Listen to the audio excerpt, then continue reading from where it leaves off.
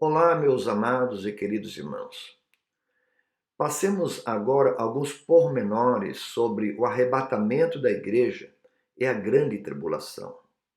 As profecias falam de uma tribulação específica que há de vir sobre todo o mundo nos últimos tempos.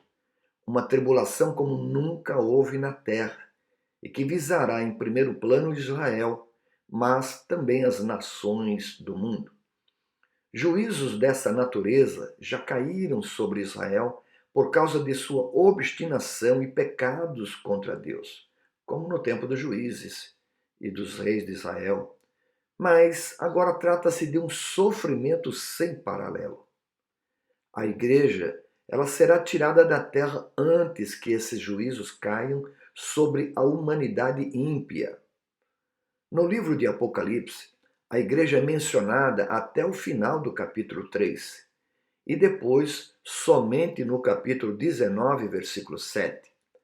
Isso porque, após voltar com o seu Salvador e Senhor, no capítulo 19, versículos de 11 a 16, a igreja verdadeira tem um destino e uma experiência diferente das nações e de Israel. A igreja é a de Apocalipse 3:10. Como guardaste as palavras da minha paciência, também eu te guardarei da hora da tentação, que há de vir sobre todo o mundo, para tentar os que habitam na terra. Tentar e tentação neste texto é equivalente a provação. Quanto aos horrores da grande tribulação, podemos ver que a medida do pecado estará cheia. Deste modo, a humanidade ceifará a iniquidade que semeou durante milênios. Por isso será um tempo de vingança. Está registrado em 2 Tessalonicenses, no capítulo 1, versículos 8 e 9. A Bíblia nos revela que o julgamento dos ímpios amorreus só teve lugar quando a medida da sua injustiça encheu-se. Ora, o povo de Deus é o sal da terra. E quando este sal for tirado da terra, ocorrerá a degeneração total e o limite da tolerância e da impiedade será atingido. No caso de Sodoma, Deus disse a Abraão que se na cidade houvesse 10 justos, aquela cidade seria poupada. Aqui vemos a importância dos salvos na preservação do mundo. Após a retirada da igreja do cenário deste mundo, aparecerá o anticristo. O surgimento do anticristo piorará as coisas. A história mostra que as nações muito têm sofrido com maus governantes, tiranos desumanos, opressores, exploradores e cruéis. Como não será insuportável o jugo do anticristo como líder mundial? Ele se oporá a tudo que se chama Deus. Está lá em 2 Tessalonicenses, no capítulo 2 e versículo 4. Ele exigirá adoração e será adorado pelas multidões. Porém, a igreja é isenta da grande tribulação. Muitos estão ensinando que a igreja do Senhor enfrentará aqui a grande tribulação e quando Jesus vier, isso será um ato único para a igreja, para Israel e para os gentios. Meus irmãos, as diferenças e os contrastes das duas fases da vinda de Jesus são tantas nas Escrituras que se houvesse uma só fase, isto seria uma das maiores contradições jamais conhecida. Vejamos a seguir as evidências bíblicas que confirmam que Jesus arrebatará para si a igreja antes da sua revelação em glória às nações. Em João 14:3 nós lemos: Jesus é quem disse: E se eu for e vos preparar lugar, virei outra vez e vos levarei para mim mesmo, para que onde eu estiver, estejais vós também. Em Colossenses 3:4. Quando Cristo, que é a nossa vida, se manifestar, então vos manifestareis com ele em glória. Na primeira passagem, Jesus promete vir buscar o seu povo que está aqui na terra. Então, aqui, Jesus vem para os seus. Na segunda passagem, A palavra nos declara que quando Jesus vier, nós viremos com ele. Então, aqui ele vem com os seus. Ora, para Jesus vir com os seus, ele primeiro virá para os seus, para levá-los para si. Depois nós, os que ficarmos vivos, seremos juntamente arrebatados com ele nas nuvens para encontrar o Senhor nos ares. E assim estaremos sempre com o Senhor. Em Zacarias 14:4, naquele dia, os seus pés estarão sobre o Monte das Oliveiras, que está de fronte de Jerusalém para o oriente, e o Monte das Oliveiras será fendido pelo meio. Na primeira passagem, Jesus vem até as nuvens para levar os seus. Dos ares ele os levará. Na segunda passagem, o Senhor vem e pisará a terra, a saber, o Monte das Oliveiras, e isto de modo ostensivo. Logo, temos dois aspectos distintos da vinda do Senhor.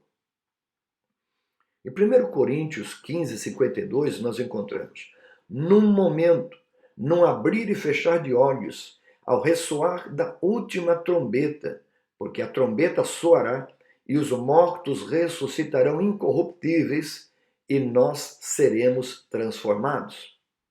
E em Mateus 24:30, então aparecerá no céu o sinal do Filho do Homem, e todas as tribos da terra se lamentarão, e verão o Filho do Homem vindo sobre as nuvens do céu com poder e grande glória. Na primeira passagem, Jesus vem num momento e levará os seus para o céu. Isso, num abrir e fechar de olhos. Na segunda passagem, Jesus, ao voltar, será visto por todos os povos da terra. Essa fase da sua vinda será precedida do sinal do Filho do Homem, como está bem claro aqui.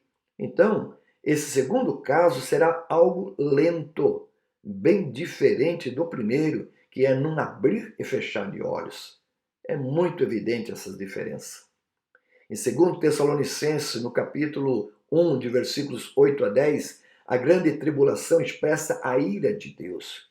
Aqui, o apóstolo Paulo está revelando o quadro horrível dos desobedientes à vinda de Jesus. Paulo fala aqui do dia do Senhor, dia de ira, de vingança, quando ele se revelará como fogo flamejante contra os impenitentes que recusaram o evangelho do Senhor Jesus. Ora, aqui, aos ímpios serão infligidos castigos por sua rebeldia. É diferente daqueles que são crentes, salvos e que vivem para servir e adorar ao Senhor. E é evidente, não há lugar nesse contexto para a presença da igreja, redimida pelo sangue de Cristo e o fruto do amor de Deus. Ouça a advertência que o apóstolo Paulo nos traz falando acerca dos últimos tempos. Em 2 Timóteo, capítulo 3, versículos 1 a 5. Sabe, porém, isto, que nos últimos dias sobrevirão tempos trabalhosos, porque haverá homens amantes de si mesmos, avarentos, presunçosos, soberbos, blasfemos, desobedientes a pais e mães, ingratos, profanos, sem afeto natural, irreconciliáveis, caluniadores, incontinentes, cruéis, sem amor para com os bons, traidores, obstinados, orgulhosos, mais amigos dos deleites do que amigos de Deus, tendo aparência de piedade, mas negando a eficácia dela. Destes afasta-te. É a recomendação do apóstolo Paulo a Timóteo. E em 2 Timóteo 3,13, ele ainda nos fala: mas os homens maus e enganadores irão de mal para pior, enganando e sendo enganados.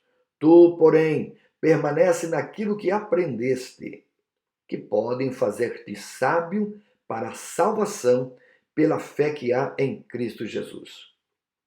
Finalizo dizendo as palavras de Jesus em Lucas, no capítulo 21, do versículos 34 a 36. E olhai por vós, para que não aconteça que o vosso coração se carregue de glutonaria, de embriaguez e dos cuidados da vida, e venha sobre vós de improviso aquele dia, porque virá como um laço sobre todos os que habitam na face de toda a terra.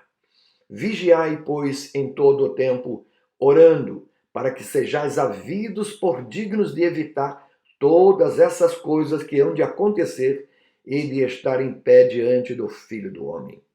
Que Deus nos ajude.